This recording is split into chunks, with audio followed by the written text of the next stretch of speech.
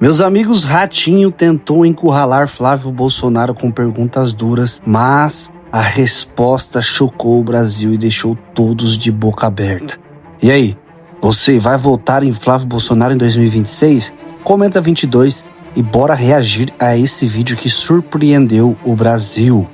Antes de continuar, por favor, eu te peço encarecidamente, deixe o joinha para esse vídeo, ajude esse vídeo a chegar ao máximo de pessoas possíveis, compartilhando ele nos seus grupos do WhatsApp. E claro, se você não é inscrito aqui no canal, inscreva-se aqui ativando o sininho das notificações. Eu pergunto, caso você seja eleito presidente da República, como é que você vai lidar com o Supremo Tribunal Federal? Você pode responder, não? Como é que você vai lidar? Eu vou repetir a pergunta. Caso o senhor seja eleito, como é que o senhor vai lidar com o Supremo? Eu sempre tive uma relação respeitosa. Eu da família, enquanto meu pai foi presidente da República, eu sempre busquei distensionar essas relações. Então, conheço pessoalmente a grande maioria deles. Eles me conhecem com a minha forma de trabalhar. Eu acredito, mais uma vez, que a solução está na política. A lei tem que voltar a ser cumprida nesse Brasil. Não dá para o Congresso Nacional tomar uma medida lá, por exemplo, de acabar com o IOF em cartão de crédito, que foi o que o governo Lula aumentou o IOF. O Congresso vai... derruba, não. Chega de imposto. Ninguém aguenta mais imposto. É tesouraço nos impostos, como eu pretendo fazer. Vai ser tesouraço nos impostos, tesouraço na corrupção. Entra na minha rede social, @Flávio Bolsonaro, que vocês verão como. É dessa forma que a gente tem que voltar a fazer a legislação ser cumprida, Ratinho. Porque hoje a gente tem um Congresso que está amedrontado, está preocupado com as coisas que são feitas ali, parece que precisa deixar as pessoas amarradas de alguma forma para ter o controle sobre o legislativo. A gente está discutindo um projeto de lei que trata de anistia, já virou dosimetria, quer dizer, uma redução das penas, e quem está impondo o que pode ou não pode ser aprovado é um ministro do Supremo. Isso é uma interferência de poder, está errado. Eu vou aproveitar e fazer mais uma pergunta que é importante, porque muita gente me pergunta isso. Vários empresários brasileiros estão saindo do país, indo agora para o Paraguai, agora indo ao caminho da Bolívia também, né? Estão saindo do Brasil, estão colocando suas empresas. Primeiro estão indo para o Paraguai, agora pegaram o caminho da Bolívia. Eu não sei por que o caminho da Bolívia, deve ser por causa de imposto também. Você tem algum caminho para esses empresários deixarem de sair do país? Sim, o caminho, mais uma vez, é o tesouraço, cortar imposto sem pena, como fez o presidente Bolsonaro, desburocratização, segurança jurídica, parar de olhar para o empreendedor como se fosse um demônio, alguém que enriqueceu porque roubou alguém. Não, são essas pessoas que geram os empregos. Quem tem que gerar emprego não é o poder público, não é o presidente da República, o poder executivo. É aquele empresário que arrisca o seu dinheiro para abrir um negócio, e ali é que você começa a gerar emprego. E mais, Ratinho, a gente tem que pegar, o meu sonho é transformar pela educação. Como é que a gente vai fazer isso? Porque tem aquela molecadinha que vai para a vida do crime, que é ruim, ali tem que ser pau, linha dura, lei para eles. Mas a grande maioria dessa molecada, que está em escola pública, por exemplo, dá aqui a sua mão. Cara, eu quero pegar na mão dessa molecada, a gente vai trazer desde o ensino básico, vamos andar, até chegar o cara ter a carteira de trabalho dele ou a própria empresa. É essa mentalidade que a nossa garotada tem que ter de estudar tecnologia da informação, ciência, tecnologia, matemática, português, ciências. Acabar com o neném. É só isso que precisa. Nem estudo e nem trabalho. Tem que acabar. A garotada está estudando, Ratinho, e fica preocupada, tipo assim, não tem expectativa de futuro, acha que nunca vai conseguir um emprego, nunca vai conseguir abrir a própria empresa. Então, essa mentalidade que cabe ao poder público fazer, e isso que a gente tem que fazer no campo da educação. Sérgio Malandro, tem mais alguma pergunta? Senador, você estava falando aí da segurança. O que você acha dessa frase, bandido bom é bandido morto? Olha, o bandido que enfrenta a polícia tem que ser neutralizado mesmo. E o policial que mata ou que neutraliza esse marginal que está armado com um fuzil, ele não tem que ser investigado, ele tem que ser condecorado. Porque, graças a Deus, Serginho, a gente ainda tem pessoas nas nossas polícias que se dispõem a colocar a vida deles em risco pela nossa. Quem já sofreu um assalto aqui, quem já passou por uma situação de ser vítima disso, tudo que pede é para ficar vivo. Pede a Deus para ficar vivo, em primeiro lugar. Em segundo lugar, para ter um policial perto, para poder defender essa pessoa. Então, a gente tem que proteger esses servidores públicos, essas pessoas da segurança pública. Tá? Então, assim, bandido bom é bandido morto se ele estiver desafiando os nossos policiais, como aconteceu no Rio de Janeiro recentemente. Um monte de cara armado de fuzil na mata de madrugada. Não estavam fazendo turismo. Estavam ali esperando a polícia chegar para matar o policial, para defender aquilo que eles acham que é o território deles. Então, essa mentalidade a gente tem que encarar com coragem, com firmeza. Aí sim é para ser radical nessa pauta da segurança pública, porque foi assim que deu certo em todos os lugares do mundo. Acabar com a impunidade.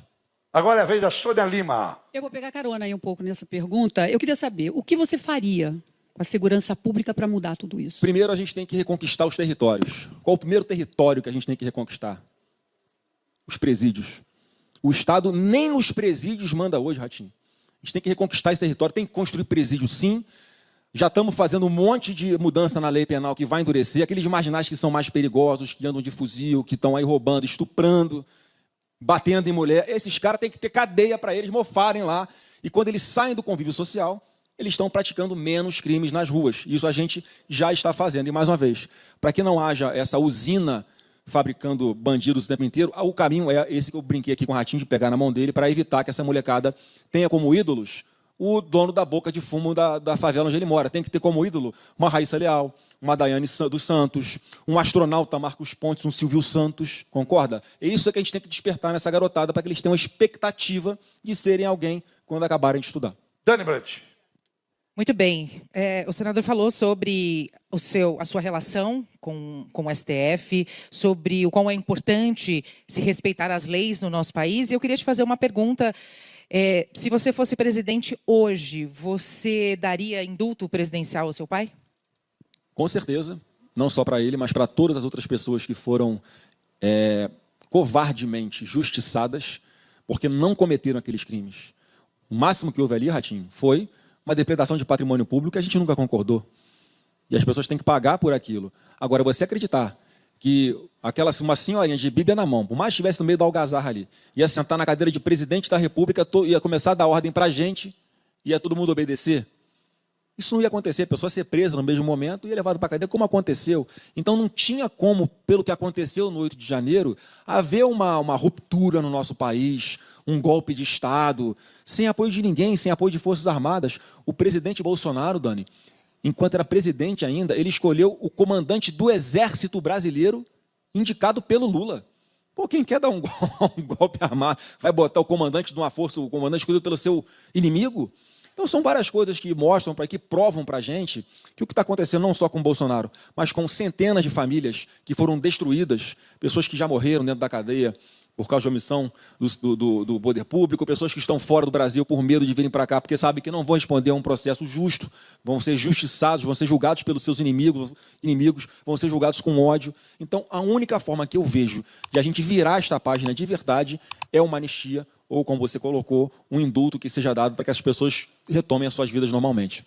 Agora a vez da Beth Gusso.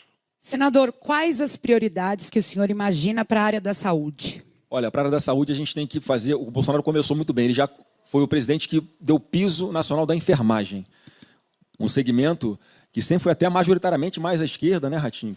Porque quem trabalha com enfermagem, quem trabalha nessa área de atendimento ao público, normalmente tem uma sensibilidade maior, tem que ter ali um talento para olhar olho no olho, porque quem procura um posto de saúde está procurando acolhimento. Então, o que a gente tem que fazer é fechar, mais uma vez, a torneira da corrupção, porque a quantidade de equipamentos que são comprados superfaturados, sem controle, com desperdício, tem que pagar melhor esses profissionais, como o Bolsonaro fez com relação à enfermagem. A gente tem que ter uma atenção especial para que os nossos médicos de verdade tenham incentivos para trabalhar em lugares que são mais distantes, que ninguém quer trabalhar. Então, assim, todo mundo tem médico para caramba, mas todo mundo quer trabalhar numa capital, ninguém quer ir para a periferia, para o interior, para um lugar perigoso, ninguém quer trabalhar numa UPA, no local onde tem o domínio de traficantes, onde tem milicianos que mandam naquele território. Então, veja como é que está tudo intercalado, e para a gente melhorar um atendimento à nossa saúde, isso passa por segurança pública e passa por combate à corrupção. Então, assim, não é difícil de resolver, mas tem que ter boa vontade e tem que dar o exemplo. Quando o bom exemplo vem de cima para baixo, as coisas tendem a andar. Do jeito que está hoje, o mau exemplo está vindo de cima. Agora vamos ao Décio. Pois é, senador. Uma coisa que me incomoda profundamente é o futuro dos serviços brasileiros. Quando uma estatal é deficitária,